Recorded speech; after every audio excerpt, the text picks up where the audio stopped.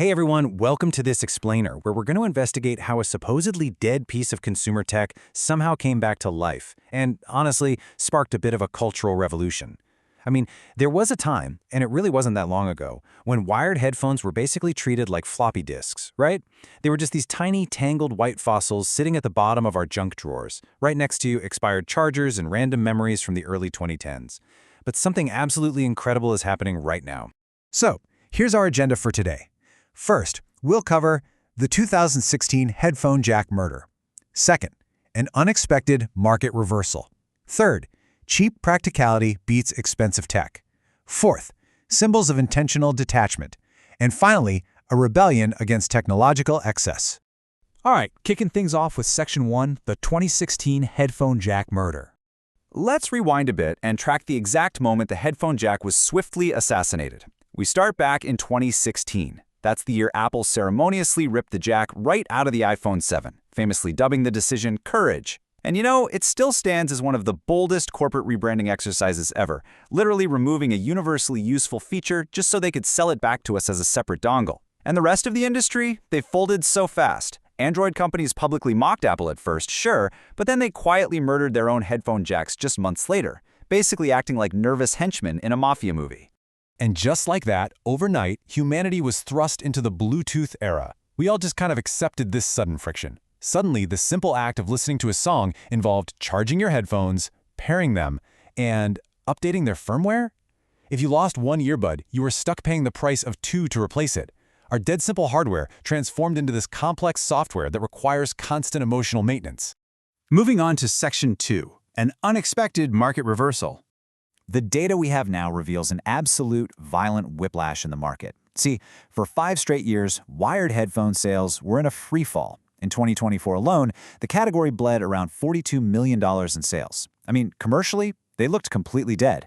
But then, an impossible market resurrection started happening. In 2025, sales ticked up by 3%. And by the first 6 weeks of 2026, wired headphone revenues surged by a massive 20% year over year. Now, to put that into perspective, wireless audio still dominates about 80% of overall revenue. But that sudden 20% surge in wired sales, that is a profound cultural anomaly. It matters so much, not just financially, but culturally, because honestly, a comeback like this was supposed to be completely impossible. Which brings us to Section 3. Cheap practicality beats expensive tech. Let's break down the actual dollars and cents here. On one side, you have cheap wires. Surveys tell us the average pair of wired headphones sells for about $13. On the other side, wireless pairs average around $99. So consumers are finally waking up and asking themselves, wait, why am I paying 8 times more just to introduce battery anxiety and connectivity issues into my day? Because let's face it, almost every Bluetooth interaction feels like mediating peace talks between invisible nations. It's just a constant loop of connected, disconnected, pairing failed. We are really suffering from the sheer absurdity of the modern tech landscape. Think about the daily friction we've just accepted. Your headphones need charging. Your watch needs charging. Even your toothbrush requires firmware updates now. Modern life basically demands constant electricity, updates, and maintenance for the most basic, everyday objects. Meanwhile, wired headphones offer the absolute most radical innovation strategy available today. You plug them in, and audio happens. Let's dive into Section 4, Symbols of Intentional Detachment. So, practically overnight, massive internet trendsetters and fashion icons started treating those tangled white cords as aspirational accessories. You've got celebrities like Lily Rose Depp, Bella Hadid, and Hailey Bieber frequently being photographed purposefully wearing simple, wired earphones. And it's definitely not a coincidence. It is a very deliberate statement.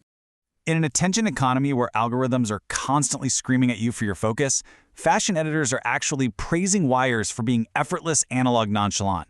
And that brings us to this really fascinating concept of visible disengagement. Fashion has always loved a visible boundary, right? By wearing something clearly visible that blocks out the rest of the world, you are making a loud, deliberate statement of disconnection from all that digital noise around you. Unlike those tiny wireless earbuds that practically disappear into your ears, wearing wires sends a very clear, physical boundary to the outside world. They basically act as a wearable billboard that says, I'm unavailable, respectfully. In an age where literally every app and platform wants a piece of your attention, this kind of visible disengagement is becoming incredibly aspirational. There's a really famous anecdote that captures another huge facet of this societal shift. Vice President Kamala Harris previously explained that she prefers wired earphones for sensitive conversations because they're more secure. And regardless of the actual technical realities of Bluetooth security, the public reaction to that story was incredibly revealing. People instantly believed it, and they validated it. Why? Because it really highlights our eroding trust in invisible, untethered technology. Deep down, we inherently trust a physical wire way more than an invisible signal.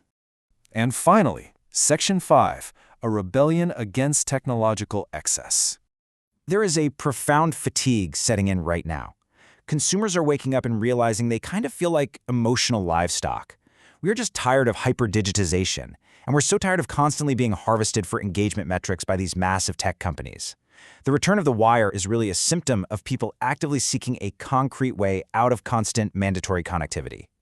Breaking it all down, it's not that we hate technology outright, right? We aren't throwing our smartphones into the ocean, but we are absolutely rejecting technological maximalism. We are choosing to go back to reliable basics. Choosing a simple $13 cable is this small, intentional rebellion against the overwhelming bloat of modern devices.